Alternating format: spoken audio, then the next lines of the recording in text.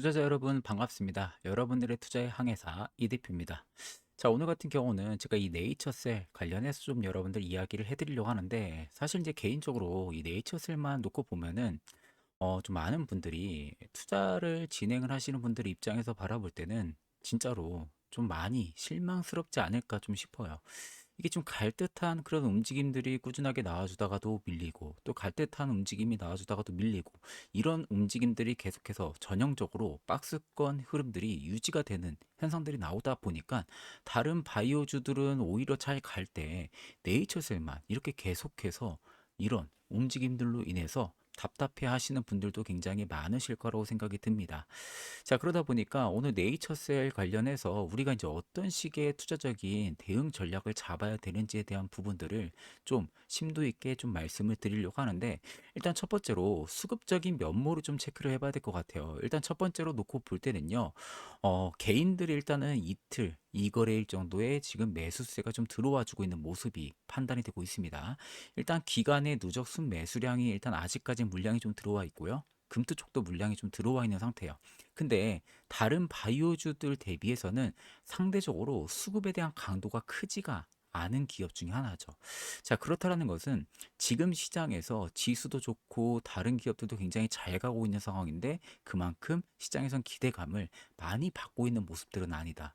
자, 올해 1월 15일인가요? 그때부터 JP 모건 헬스케어도 있고 대형 이벤트가 일단은 또 남아 있는 상황임에도 불구하고 네이처셀 같은 경우는 실질적으로 또 JP 모건 쪽에 대한 부분들의 모멘텀을 또 받는 그런 독단적인 기업도 아니잖아요. 그러다 보니까 상대적으로 조금 더 소외감이 느껴지는 또 그런 기업이기도 합니다. 자, 그렇다고 전혀 모멘텀이 또 없는 그런 상황들도 아닙니다. 사실 뭐 주봉이나 월봉으로 놓고 볼 때는요, 그렇게 또 주가가 나쁜 상태도 아니거든요. 사실 이제 주가만 딱 놓고 볼 때는 사실 지금 저평가에 대한 매력도라기보다는 손익비적으로 접근을 했을 때는 충분히 베팅을 해볼 수 있는 구간이라는 점은 분명히 열려 있다는 거죠. 왜냐하면 하방에 대한 부분들의 손익비적인 것보다 상방에 대한 부분들의 손익비가 원체 2배, 3배 이상 열려 있는 구간들은 분명하게 있기 때문에 레인지 측면으로 바라볼 때는 하방보다는 상방 쪽에 대한 부분들의 확률적인 베팅 흐름들은 분명히 크다라는 겁니다. 다만 결국엔 중요한 부분들은 바이오주들은 실적으로 인해서 움직인다기보다는요, 결국 임상이라든지 아니면 파이프라인이라든지 혹은 신약 부분들이라든지 이런 부분들의 어떤 특징적인 재료들이 있어야 돼요. 근데 네이처셀 같은 경우는 옆에도 제가 여러분들 적어놨지만 실질적으로 아직까지 뭐 파이프라인이나 이런 부분들이 현저히 부재한 상황입니다. 그러다 보니까 계속해서 주가가 좀 쉬어가는 모습이라고 좀 생각을 하고 계시면 됩니다. 자, 그래도 우리가 일단 네이처셀의 어떤 투자 포인트를 잡아야 되는지 그게 또 중요하기도 하겠죠. 자, 그래서 제가 일단은 네 가지로 좀 키워드로 가지고 왔습니다. 첫 번째는요, 일단은 양막 줄기세포 쪽에 대한 부분들의 장비 보관 이 사업을 일단 본격적으로 개시를 했습니다. 그래도 일단은 주가에 대한 민감도가 그렇게 크지는 않은 상황이죠. 두 번째는요, 치료제 쪽에 대한 부분들의 상업화와 공급 능력에 대한 스토리는 여전히 그래도 유효합니다. 세 번째는요, 정책 규제와 임상 진행 이 뉴스에 굉장히 민감한 그 성격을 가지고 있다라고 보시면 됩니다. 네 번째는요, 규제 임상 변수에 따른 변동성 관리가 무엇보다도 핵심이다라는 것을 꼭 여러분들이 알고 계셔야 됩니다. 자, 그래서 이 네 가지 포인트에 대해서 오늘 집중적으로 한번 이야기를 해드리겠습니다. 자, 그럼 일단 네이처셀 같은 경우는요, 현 시점으로 놓고 볼 때는 사실 뭐 관점이 단순하지는 않습니다. 이 종목은 늘 그래왔듯이 기대만으로 움직이는 바이오주냐, 아니면 구조가 하나씩 채워지는 단계냐, 그 갈림길에 저는 있다라고 개인적으로 생각을 하거든요. 그래서 꿈에서 구조로 전환하는 그 시점인가에 대한 부분들의 물음표를 제가 가지고 왔습니다. 그래서 일단은 전형적인 딜레마 속에서 네이처셀이 과연 보여줄 수 있을 만한 새로운 전환 신호를 제가 여러분들에게 좀 말씀을 드리려고 합니다. 자, 일단 먼저 시장이 반응한 가장 최근 재료부터 우리가 한번 체크를 해보자고요. 일단 네이처셀 같은 경우는요, 2026년 들어서 가지고요, 이 양막 유래 중간 옆 줄기 세포 장기 보관 사업을 본격적으로 시작을 하겠다라고 밝힌 상황입니다. 자, 일단 보관 기간을 30년으로 설정을 한 게 일단 이례적인 부분들이라고 볼 수가 있는데요. 이게 일단은 이용 요금과 그리고 기증 조건까지도 같이 공개를 했다라는 거죠. 자, 이게 왜 중요하냐? 그동안 이 네이처셀 회사 같은 경우는요, 이 이야기의 대부분이 임상에 대한 부분들의 가능성의 대부분이었어요.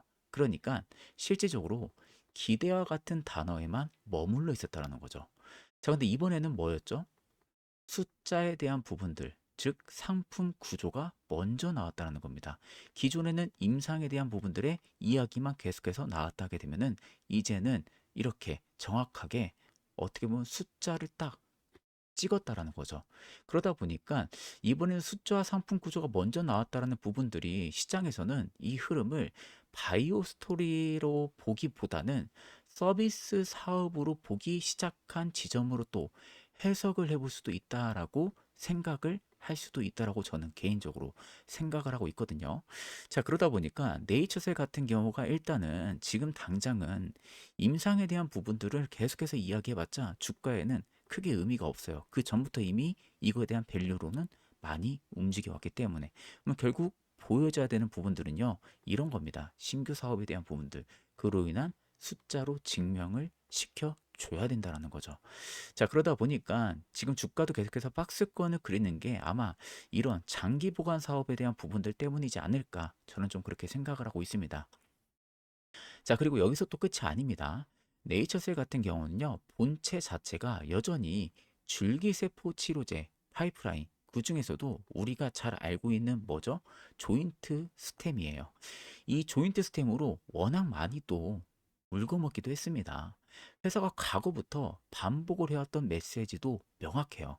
우리는 단기 테마만 추구하는 기업이 아니라 실질적으로 이야기했던 게 뭐냐? 치료제 상업화를 목표로 한다라는 이야기를 주구장창 해왔습니다. 그래서 최근 몇 년간 언급되어 온 해외 생산 거점 구축, 그리고 대량 생산 가능성, 이런 이야기 스토리들이 단기 주가 자극용이라기보다는요, 이 회사가 결국 이 시장에서 계속해서 살아남을 수 있을까라는 생각이 있는가? 이런 걸 보여주는 구조적인 메시지에 더욱더 가깝다라고 보시는 편이 맞을 것 같습니다. 결국에는 본체는 여전히 조인트 스템은 버릴 수가 없다라는 거죠. 결국 이 치료제 파이프라인이 가지고 있는 진짜 가치를 보여줘야 되는 상황인데 말은 굉장히 거창하다라는 겁니다. 말은 거창한데 실질적인 본체에 대한 성과를 언제쯤 나타낼 수 있냐? 이게 이제는 중요하지 않을까? 이런 부분들을 보여줘야만이 네이처셀이 확실한 모멘텀을 발휘할 가능성이 굉장히 높지 않을까. 저는 좀 그렇게 생각을 하고 있는 상황입니다. 자, 그래서 결국 지금 네이처셀은 움직이는 구조가 이렇게 정리가 된다라고 보시면 돼요. 3단계 구조로 좀 볼 수가 있는데요. 일단 지금 상황에서는 결국에는 단기 수익 기반과 그리고 중기적으로는 파이프라인, 그리고 세 번째는 촉매, 결국 정책적인 변화로 볼 수가 있을 것 같습니다. 결국에는 장기 보관 사업이라는 것 자체가 신규 수익 스토리가 실질적으로 바닥을 만들어줄 가능성은 분명히 열려 있고요. 중기적으로도 치료제 파이프라인까지 꺼지지 않는 불씨 역할을 할 가능성도 분명히 있습니다. 자, 여기에 정책 규제 이슈가 만약에 붙는다라고 할 경우에는 주가는 언제든 그 방향성을 크게 뜰 수 있는 종목은 분명하다라는 거예요. 그럼 우리가 여기서 핵심적인 질문을 하나 해볼 수가 있죠.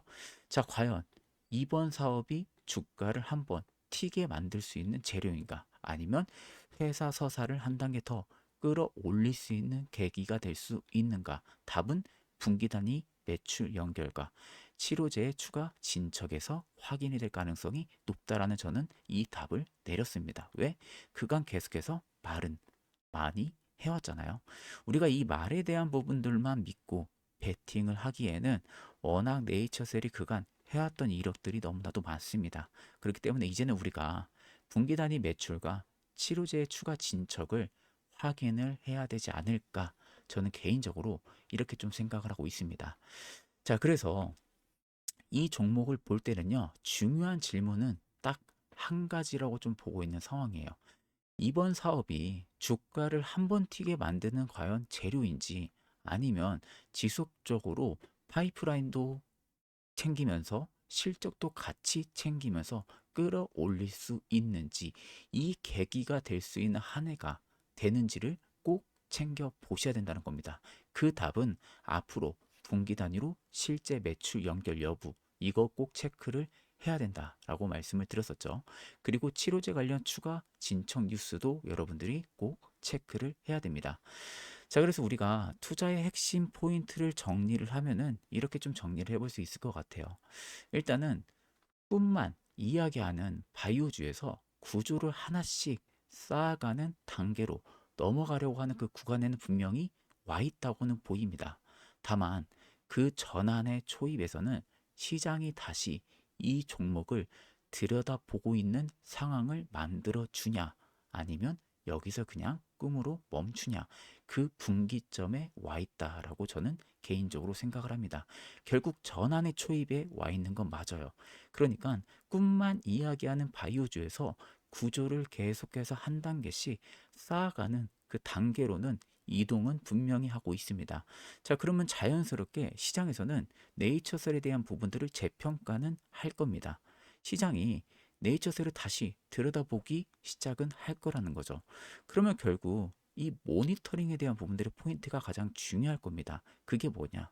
결국 분기 실적, 그리고 임상 뉴스가 향후의 주가의 방향성을 가장 크게 결정할 가능성이 높다라고 저는 개인적으로 생각을 합니다. 결국 투자 판단의 기준은 딱 두 가지입니다. 앞전에 말씀드렸던 거 있죠.